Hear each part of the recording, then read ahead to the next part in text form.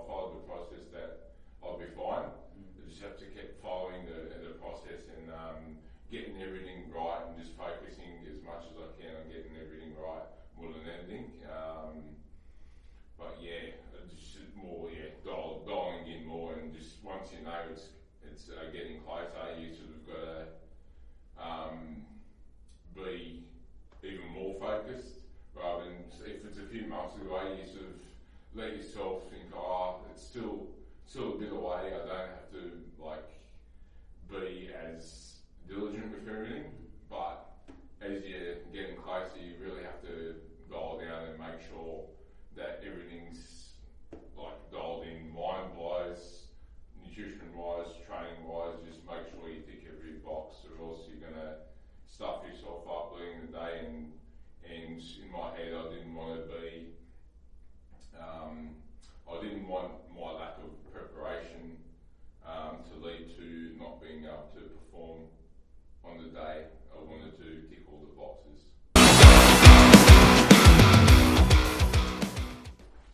Hey everyone, welcome to the newest episode of the Embodying Excellence podcast. It's me, your host, Carlo, and I'm here with Brenden, our co-host. So, Brenden, what are we discussing today? Today we're discussing my powerlifting comp. Awesome. And the journey. Yeah. Awesome. Alright, so Brenden, let's start with how you got into powerlifting. So I understand that when we were training and we got started, we were working on body composition, and then at the same time increasing our strength, increasing the lifts that you were doing, weight-wise, but at the same time it was just mainly consistency. But how did the transition from just doing general population exercise and consistency, how did that transition into powerlifting, and where are you going with it? Yeah, okay, so initially, to be honest, we both went to that powerlifting comp, the Nationals, April last year, I think it was, to support a few guys that trained out at World that I knew. There was Adrian, Simone, Megan and Sarah. All knew them from World Gym. So I just went there for moral support and just to support everyone, basically.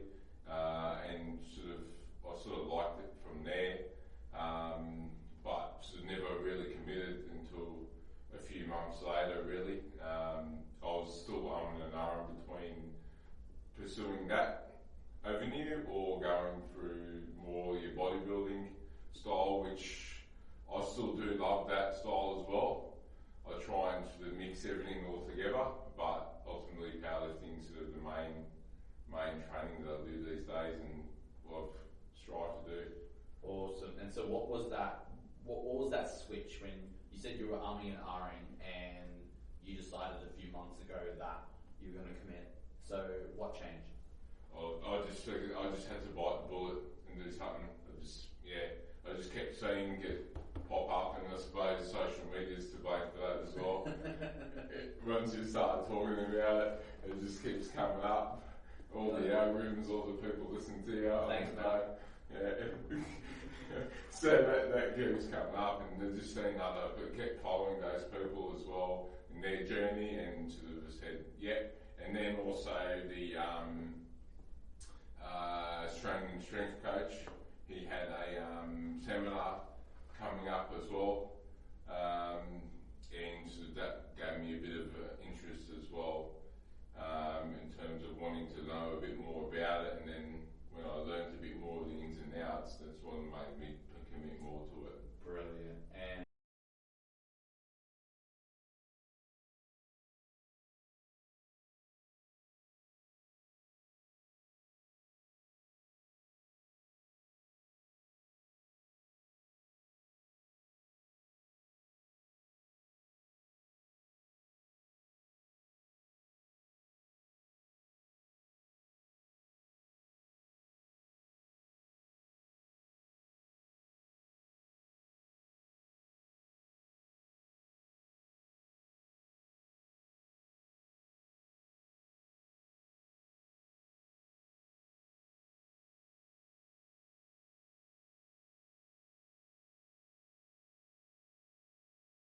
And with that being said, you then decided journey onto powerlifting. So pre-comp, what did pre-comp look like? So when you bought the ticket for actually to compete and comp day, like what was pre-comp training, pre-comp nutrition, pre-comp overall well-being? What did that look like? Like just walk us through what you were doing before the comp day. Well, I was following your program in terms of the all of the tempo stuff. I was just doing just controlling the weight and getting the movements right and all that, which helped a lot. I was doing a lot of time under tension and getting everything right. That helped a lot on comp day. In terms of your nutrition, I was just eating my standard. I've been eating the same stuff for quite a while now.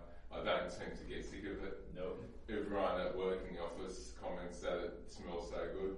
Yeah. And I said, yeah, it tastes as good as it smells. That's why I keep making the same food. And that's like what we said last week too. Yeah. You eat it for the nutritional benefits, Yeah. the actual outcomes. Yeah, 100%.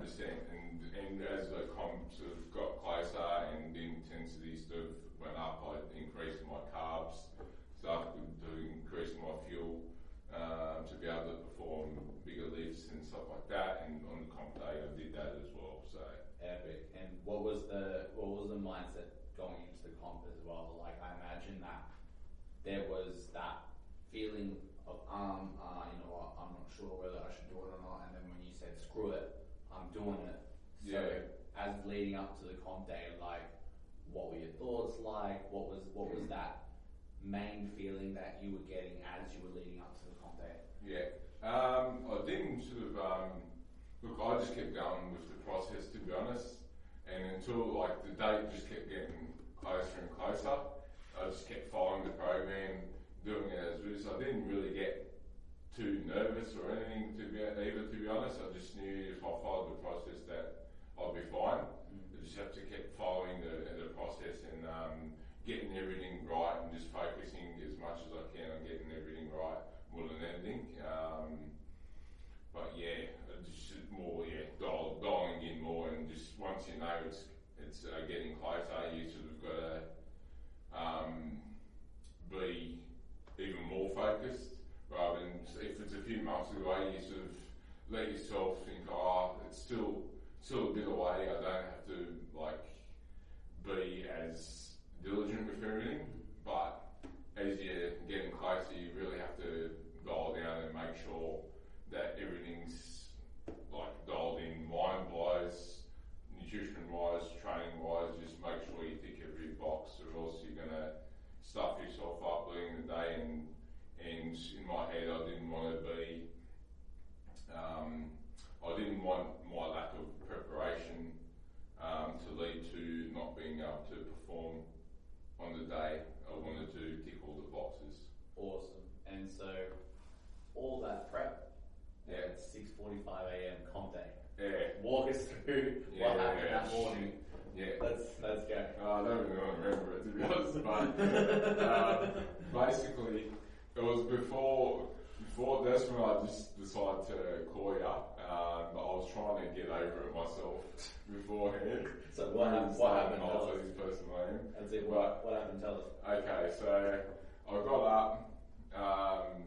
And I felt fine. I was doing my standard half an hour on my nutrition course in the morning.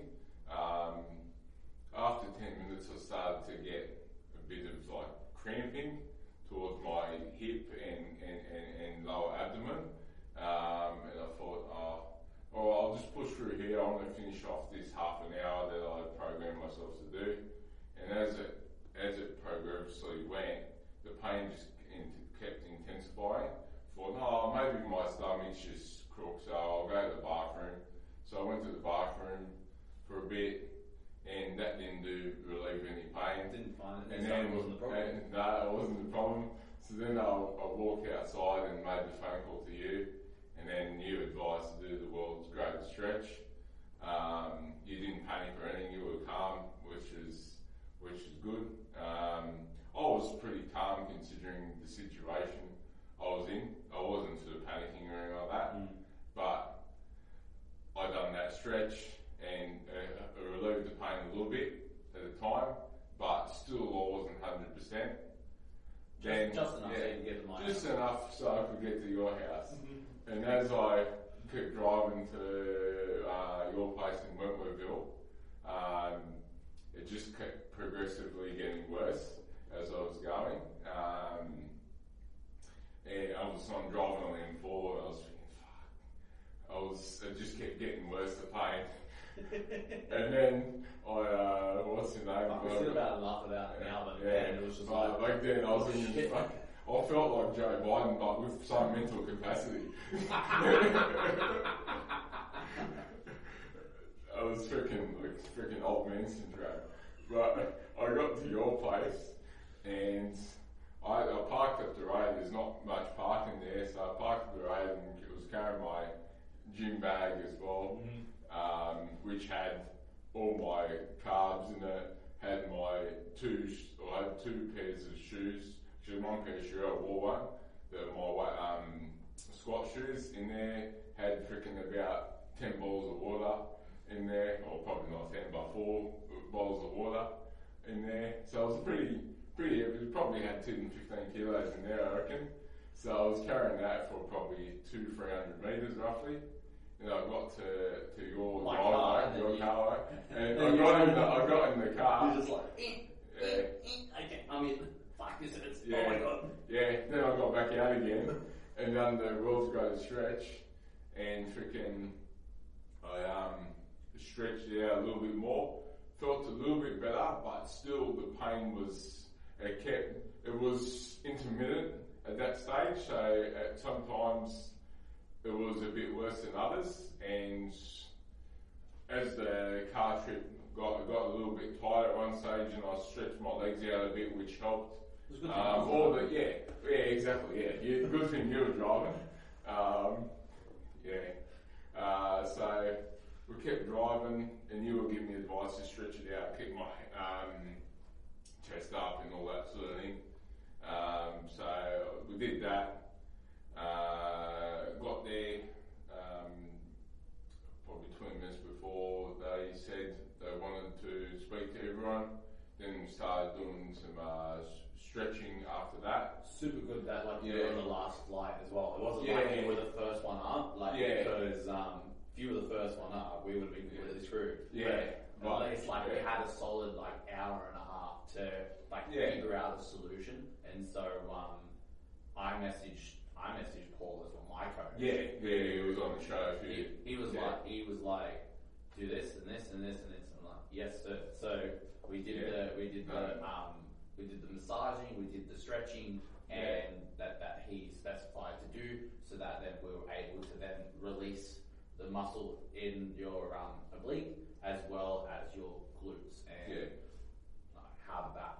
Yeah, that relieved the pain. I was still doing I still could squat and stuff like that with that pain. I didn't feel the pain not smart at all. during the squat, in the warm up there, just to get the blood flowing, and then we got that massage going, and that just. I want to specify that's not smart at all, but at the same time, we need to compete. Yeah. Well, what's the saying? Do as I say, not as I do. Do not try this at home. Yeah. So we've done that, and that relieved the pain. And then we sort of eventually we done some warm ups, and just started once my flight went up flight C. So the 3 lifts. So in a powerlifting comp, if you're not sure, is a 3-lift competition where you determine your squat, your bench press, and your deadlift. And the idea is to prepare in a fashion where leading up to the competition, you're working on increasing intensity and increasing the ability to lift the weight. So how well you connect your body with the movement, so that then on comp day, it's time to peak. So you lift your most on the competition day. So when you were training and you were visualizing how you were going to lift the weight, you had a number in in mind, you had a way that you were going to move in mind, and on the day it was pretty similar. There was a little bit of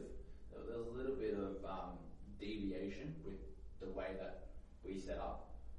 Run us through how it felt training, doing the squats leading up to your lift and your bench and your deadlift, and on the comp day, and how it differed from being in the gym training to actually being in front of people and lifting the weight. What did that feel like? Run us through what was going through your mind then. Yeah, well, just training in the gym, you don't have you put all that intensity in, but you don't. It's a different sort of feeling. You've got a program there, and you just follow it to the T, and it's just a bit of a different feel. Even the equipment and stuff like that is just different, and the people around you there, everyone's just doing your own sort of thing. And once it's done, like at the end of the day, it matters in your own head, but it's not going to be on the board for like any sort of competition wise or anything like that. You just get it done, and that's it. You've done the session. You can always go to the next session and improve on that. Whereas the comp day, you've got to leave everything basically on the line, and you've got. I didn't feel any pressure on the day. If anything, it added to the lifts and wanted to make me like go even harder, which was good. But yeah, it just sort of it helped increase my dopamine levels a bit and stuff like that, which was good. Because even leading it up to the trip in the car, you mentioned it actually we didn't have the radio on or anything like that, and I thought that probably would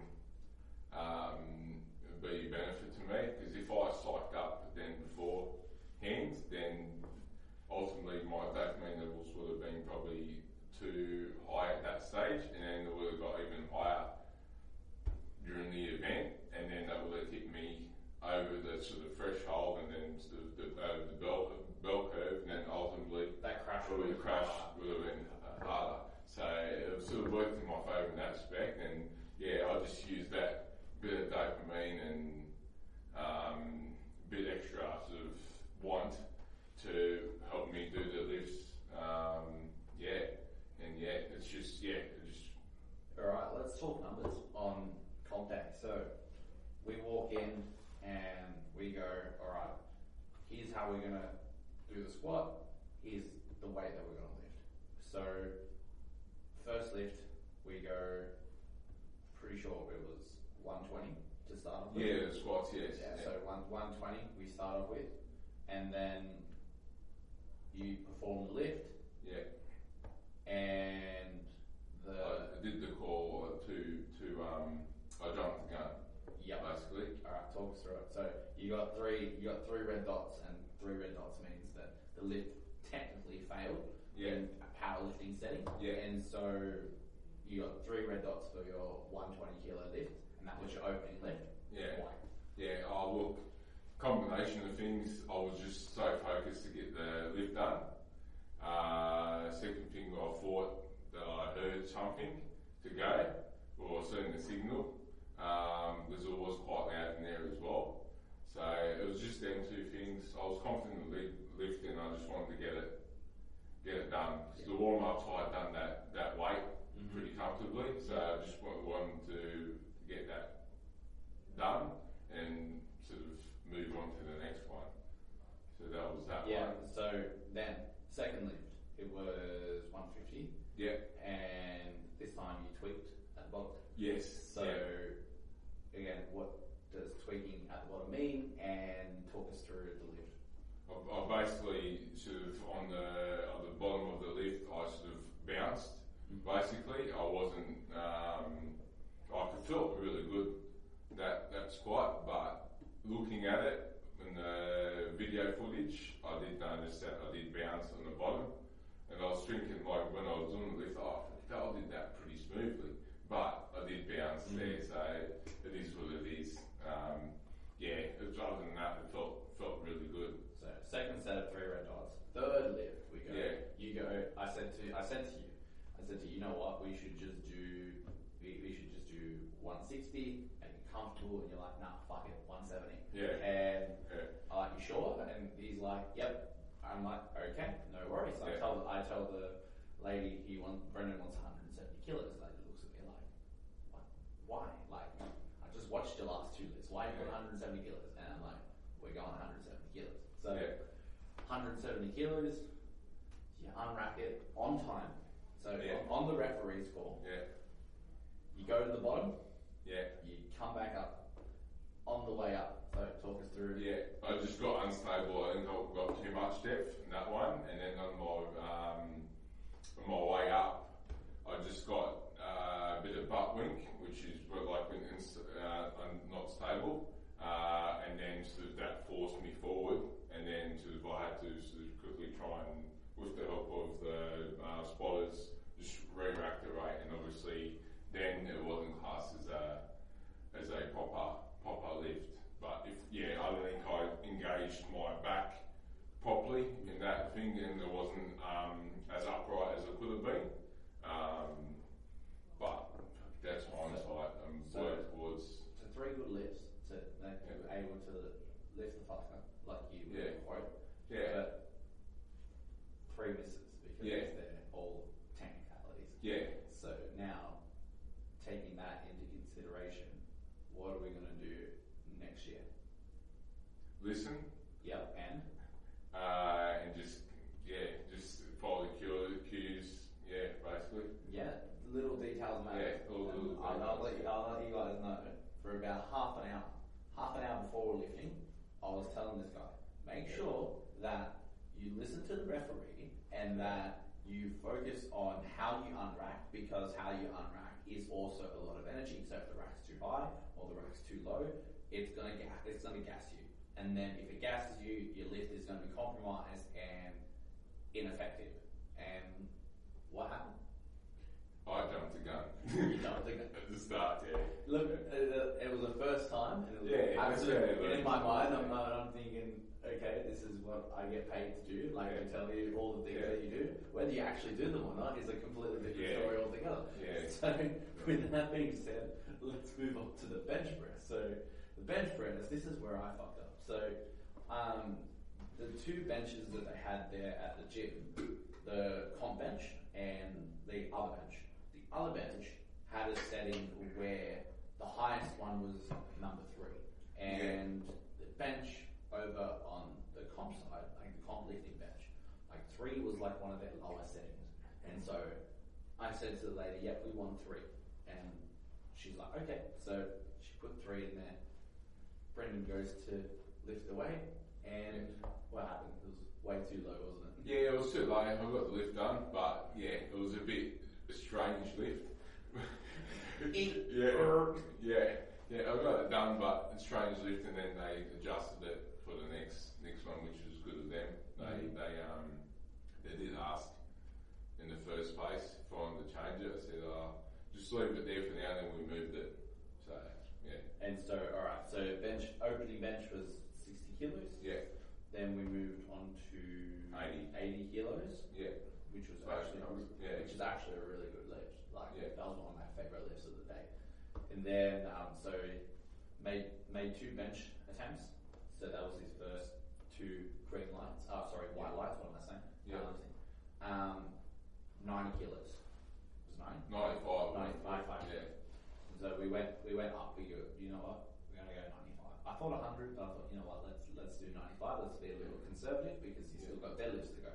So 95. So talk us through how you felt and what was going through your mind and how your body responded to trying to bench 95 kilos. Yeah, it felt good on the way down, like the movements and everything before basically pushing it off my chest. Just by then, I think combination of fatigue and I don't know, just not having done it before, that weight that contributed to not being able to lift it. Mm-hmm. But I was happy with the sort of effort I put in there. But it's just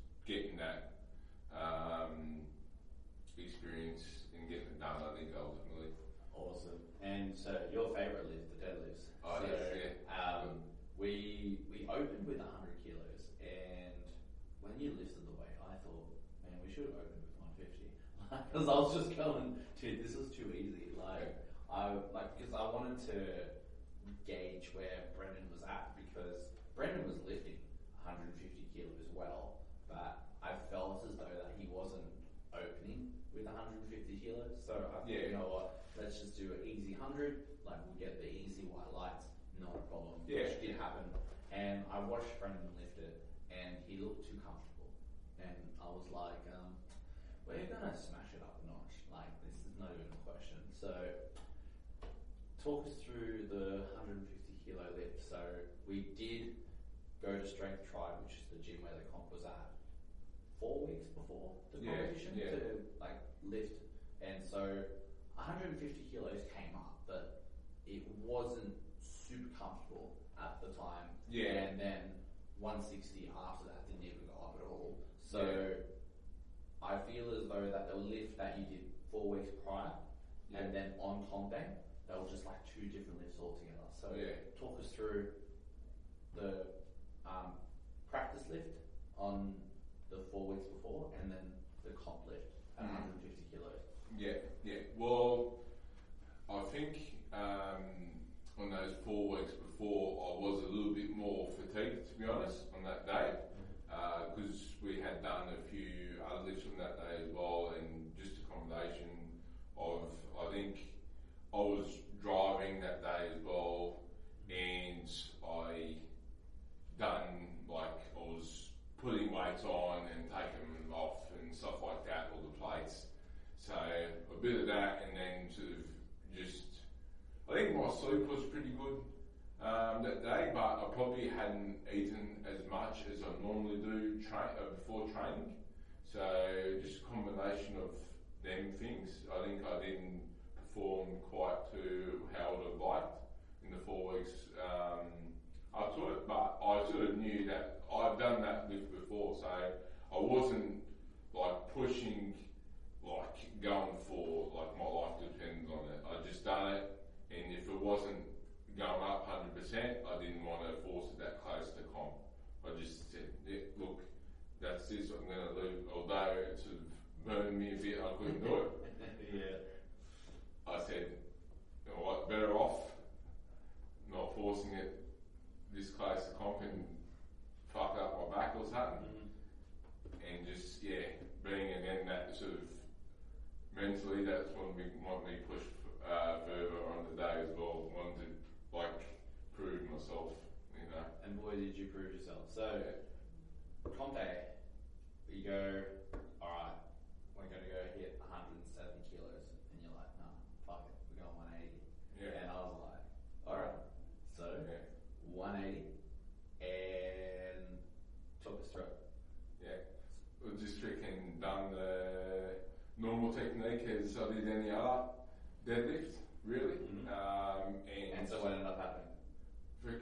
I just lifted it up as I did any other way. You lifted the bastard. And it just felt pretty good. Like I'd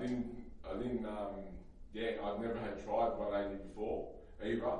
So I'd only done 170, and I sort of half struggled the way up, and the 180 I done seemed pretty smooth to me, and I sort of held it up there for a bit as well and laid it down gently. I didn't throw it down or anything like that. I just did it as if you would do like a Romanian, like we control a Romanian pretty much. I was so impressive to watch. I was just like, oh man, he's gonna hit 200 soon. I'm just like, I get giddy every time people that I coach and then my friends that lift a lot of weight, and I'm just like, man.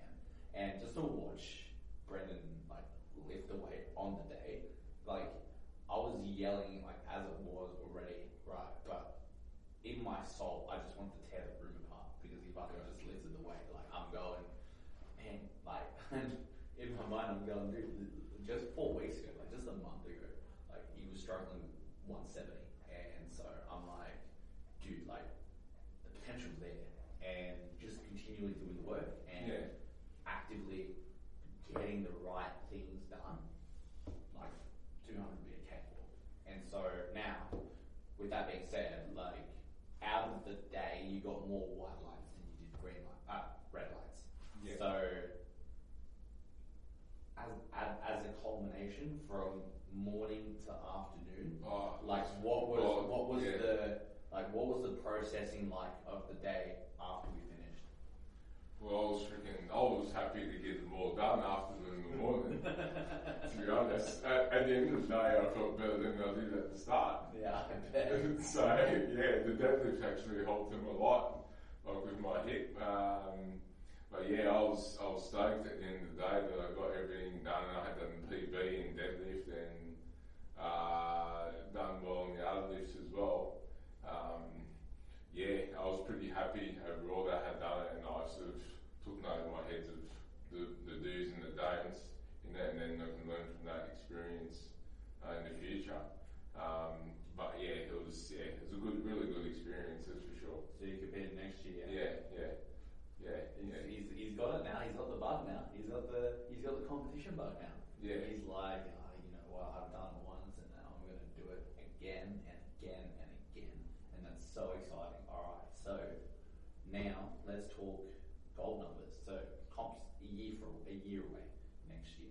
So I don't know whether you're going to do the novice comp yet, or you're going to do the nationals comp like your friends did.